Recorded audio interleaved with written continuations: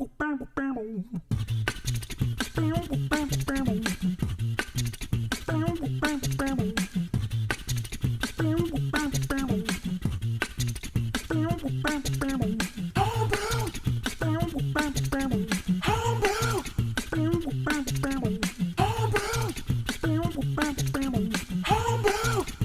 watching Homebrew, hosted by Big Secu at secu.com. Hello, it is I, Big Secu. Welcome to my garage. Today we're going to be brewing beer, and the method we're going to be using is called Brew in a Bag, No Chill, which is a kind of a bastardisation of the Australian method of brewing beer, at home anyway. But here is my brew in a bag. Just a small bag. Yep, that's made of voil material, and it's been specially sewn by brewinabag.co.uk or something along those lines. I'll put Chinese peasants. Probably Syrian refugees. Yeah, so what we do is shove this into the boiler, which is over here, and then you fill it full of grains, and then we put the lid back on the boiler and it mashes. The grains mash using the enzyme called amylase that is within the grains, the malted barley. And then we pull the bag out, let it drain off, sparge it by rinsing it with a bit of water, boil it up with some hops, bish bash bosh, beer. So let's get it done. Boom.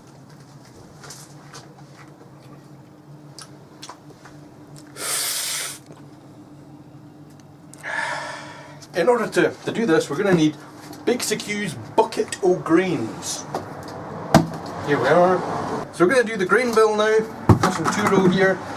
Now I haven't done a recipe for this. I haven't worked out a recipe for this because at the moment at least, although it will change in the future, my method of brewing is seat of your pants brewing. It's kind of winging it brewing. Kind of various aspects, half-assed brewing. So this is not an instructional video, this is just how I do it. If you want to do it like this, you can do it like this. Don't put comments in the comment section telling me about how I shouldn't be teaching people to do things like this, because I'm not. I'm just showing you how I do it, okay? Loads of folk out there will be able to do it much better than me. So, that, believe it or not, is roughly a kilogram. So we've got 1, 2, 3, 4. Okay, so I'm going to go for 4 kilos of base malt. Let's have a look at some of the malts that we're going to put in to give this colour and flavour. Colour and flavour. Okay, so. Okay. Here's the roasted malt. So I'm just going to chuck this in because we're making a stout, you see. So you need roughly, most stout recipes I've seen, you need about a pound of this. You can just talk. How much is that? Is that a kilo? No, this is 500 grams. Oh right, it's about a pound. Yeah, 500 grams. So this is 500 grams. So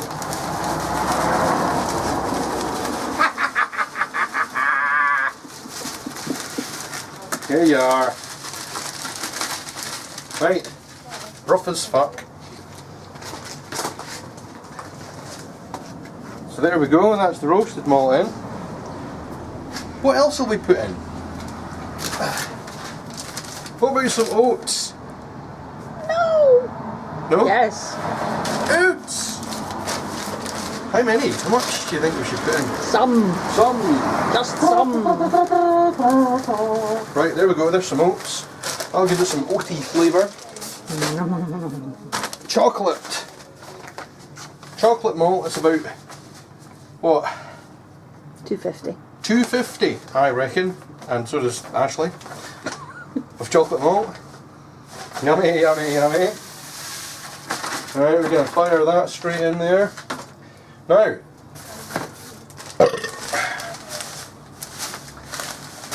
got lots of malts here. Don't need amber malt.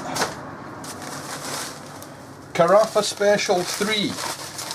That's like a roasted barley, which you've already got some of. Yes, that's maybe a bit too much roastage. What we got? Acid malt. I thought I might fire some acid malt in it. Just a bit, not loads. I'll use this professional opening device. Ashley's car key. Yep.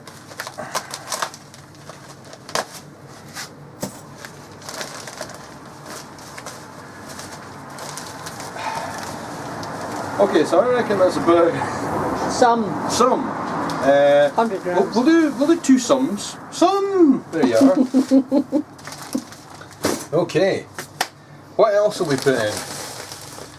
We've got whiskey malt, peated malt. Have a sniff. Oh! Does it smell peaty? Yeah, have a sniff there. Sniff that. Get your nose right in it. Come Your on. bacon there. Oh yeah. That's very smoky. Right, let's get some of this shizzle in there, because I think this will go really quite well with the stout. Ah! Oh no! How much was that, Ashley? Some. Oh, there we go. Right, so that gives it a bit of a peaty, smoky flavour. What else can we chuck in?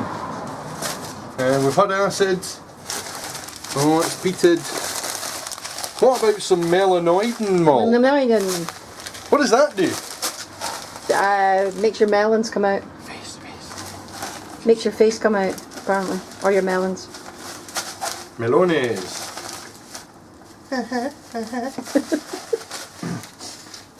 Right, I have no idea what melanoidin malt is. I did read it. I read the description of it when I bought it. Ooh, that's got a kind of weird, funky, fruity kind of.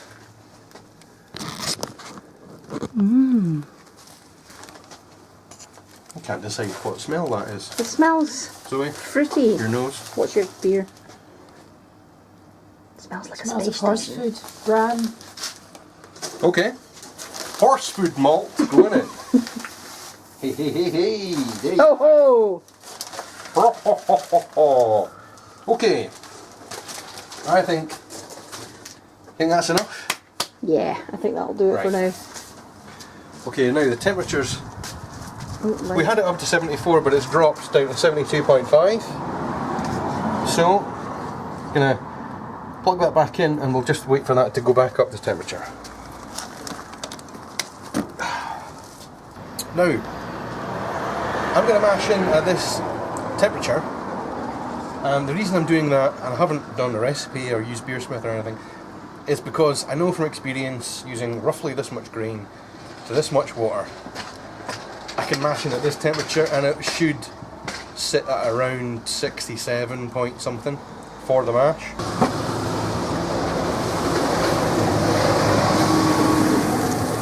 And as I mash in, I'm giving it a good old stir, because I don't want any lumps or clumps or, you know, chisel like that. I don't smell the smoked peaty one yet. No, put enough in, hopefully it'll come out. Maybe just even a... Just a touch. It's like smoked salmon. Yeah, everybody likes courgettes. smoked courgettes. Courgettes. Do you like courgettes, Ewan? No, I fucking hate courgettes. But I bet you if you had my courgettes, the way that I make it, you'd like it. Oh, okay then. It is purely of courgettes, you and I Garlic. on about. Garlic. You get lots of garlic. Oh, right, okay, there we go. So I've mashed that in. Now I just need to make sure that I have a good stir and see if I can find any lumps.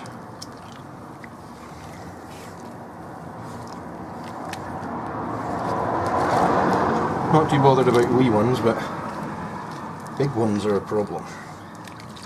Big ones are a problem. Okay, now that's mashed in. I'm going to go and put some enzyme in that as well, because I'd like it to be quite a dry stout. Would enzyme be allowed to be used in Germany? Probably not. You know Sorry? people. I was wondering if enzyme would be able to be used in Germany. Well, it's derived from grain, so should be. Yeah. But we are not in Germany, madam. You know what We you... don't follow the Reinskobot. Reinskobot. So I'm using some amylase enzyme. So this is the enzyme that is naturally occurring in malted barley. This is the enzyme that is naturally occurring in malted barley. I'm just adding some more of it so that we get a good ferment later on. Sorry, a good ferment later on, but a good conversion here in the mash. And again, I'm not being particularly scientific about that. It's called whacking some in. You can also mash at a higher temperature. That would Yes, help you get a dry stout. You can, indeed. So here Sorry, we the are. reason I'm so close is to try and keep the sound quality up. Okay, so lid's going on. Sorry, I've got to start. That's okay. It's a natural process, just like brewing. So now that the lid's on, I'm going to shove this temperature probe back in, and we'll see what temperature we will be mashing at. Should come out around about 67, hopefully.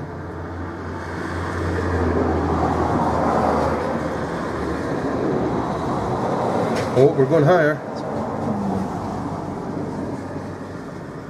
Oops. Oh, shitty Very bollocks. dry. 69. That's alright. That's alright. That's okay. That's not a problem. I was going to put the sleeping bag on top of it, but because it's a couple of degrees higher, just leave that off. 90-minute mash, 1.5 hours. There we go. Boom. And it's drinking time.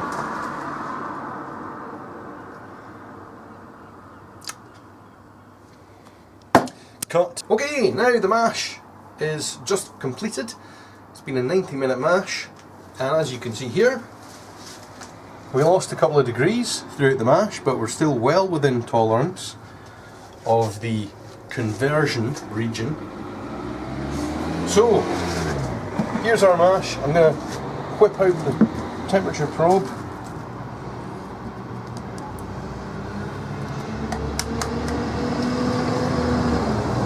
And we'll see what we've got inside.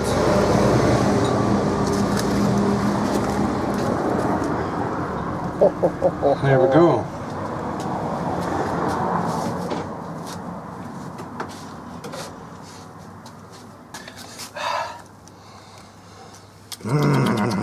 Okay, so now I'm going to extract the bag.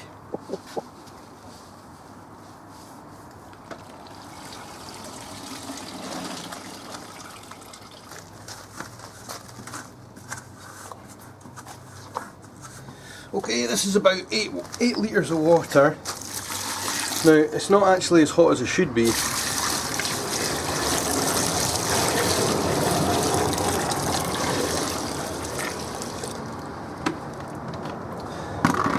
Because for some reason, the boiler in the house, after I filled up the boiler there with the initial mash, hasn't heated more water. So I'll need to check that. It's probably a button has been pressed or something. But I had to boil a couple of kettles and stick them in the bottom of the bucket, and then fill up with tepid water. So I don't know how. I don't know how hot it was. It was like hot enough I could put my hand in, and it was like I wasn't burning or that, you know. But it's not like, you know, boiling the flesh off my bones and stuff. So any road, what I'm going to do is I'm just going to let that rinse, let that sit for a second and rinse, and then what I'll do is I'll pull the bag up. We'll use this colossal sieve thingamajigger and let that drain. And then, look at all the water on the garage floor. We'll soak that up with some softwood shavings, because they're very soft and absorbent. Okay. Some people use this for pooing with. Ooh. Mainly rabbits and that. Some people. Whee!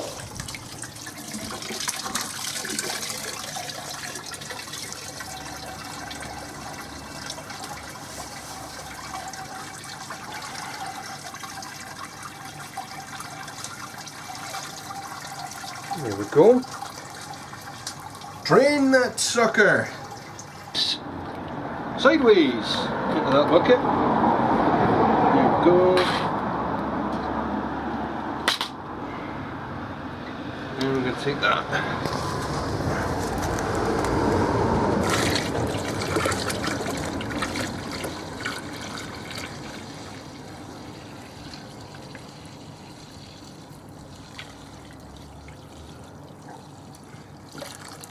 It's going to be quite a big boil.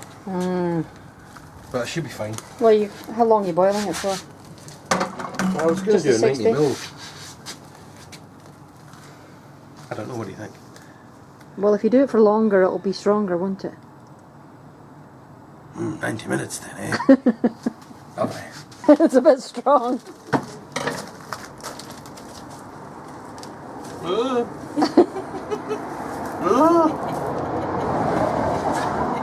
Lunatic escape!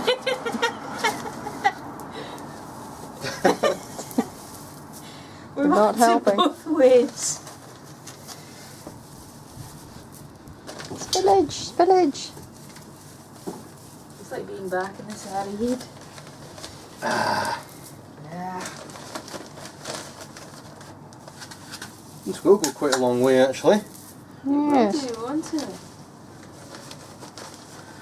Being Scottish, of course, what I'll do is I'll wait for this to soak up all the liquid, and then I'll let it dry, and I'll just leave it on the floor, and I could keep reusing it. We've got our big bucket o' beer, or wort as it is called, at this stage in the brewing process. Now you're going to stick the element back on, and we're going to heat it up. Why? I'm glad you asked. You see, the wort, now that it has been through the mashing process, so the mashing process converts starch in the malted barley using the enzyme amylase into sugars, fermentable, both fermentable and unfermentable sugars. Now we are going through a process of what's going to be called isomerization and flocation. So we're boiling it because there's proteins inside the beer, inside the wort, and that we need the proteins, we want them to drop out, and we also want to isomerize it by putting hops into it. And traditionally hops was used not only to flavour and give aroma to beer, but to act as a preservative as well, because there's a mild antibacterial property to hops. And for this particular brew, we're going to use some Target 9% alpha acid. Question is how much? How much? No, not all of it. I would like, well, now see, I can't, because it's a stout, and I am all about the hops, but the beer style. I think an ounce, but 28 grams, maybe 30. Oh, lovely. 10 ounces. An ounce, you reckon? That seems minimal. Okay, do what you must do what you think is best. It seems very minimal. Well then, you must I go. want to try a stout with lots of hops. Lovely, lovely, lovely. Well, actually, here's me saying, how much will we put in? I'll end up just going, Some. that much. Roughly 2 ounces. Right, okay. We could do first wort hops. It's not really first wort hops though, because you're supposed to put the wort on top of the hops. Could do like lazy bugger, chuck some in just right now, it doesn't matter if it's boiling. How much to put Some. in? Guess. Oh, how much is that? I don't know. Oh no. Some of it has escaped.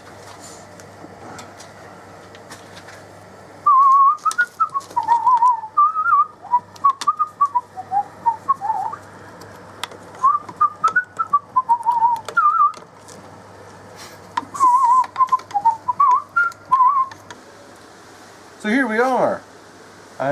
We have reached the boil stage, and I'm just looking at the boil here, and it's kind of threatening to boil over. But I think we're okay. This is the point at which I kind of wish that I had kept the dial, the power dial. Not just got a standard kettle cord thing and just plugged it in, because I can't actually dial the power down on it. It's just on or it's not. But it'll be fine. It'll be fine.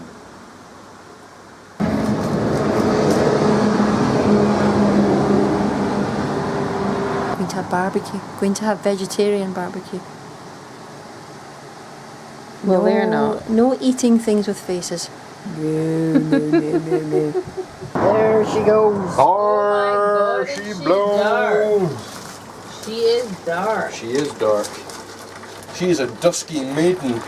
1032 at 79 Celsius. The adjusted gravity is 1058.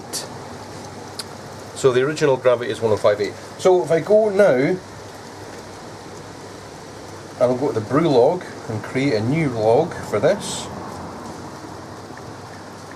Stout, brew date today, 1.058 for the OG, and if we assume the FG is about 110, 1.010, apply that, it's coming out at 6.3%.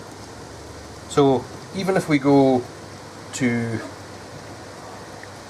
1.016, we're still 5.4%.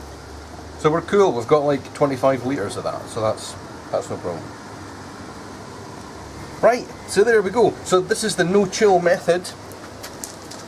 So rather than putting a wort chiller into the the boiler here, and then running cold water through the chiller to cool the wort down so that you can immediately start to ferment it, what we do is we drain it all off into this no chill cube, which is a heavy duty water carrier. Essentially, you get one on eBay for like a £5 or something, and as long as it's sterile inside, which you have ensured because you've cleaned it all out since the last time, and you've used Star San and you've kept Star San in it since the last time you used it, you give it a damn good shake before you start putting water in it.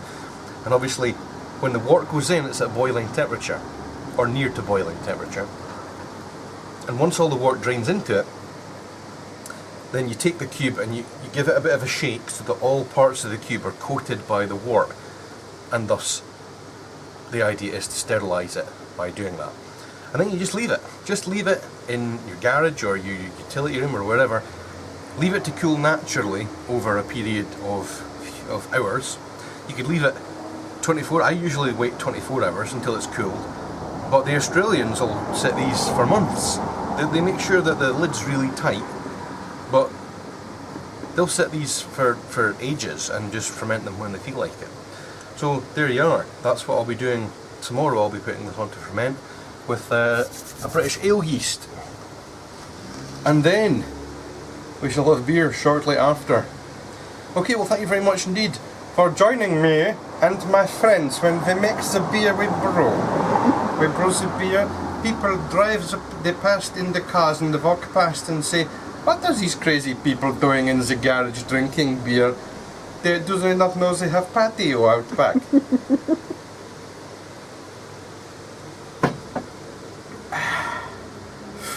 That's a wrap.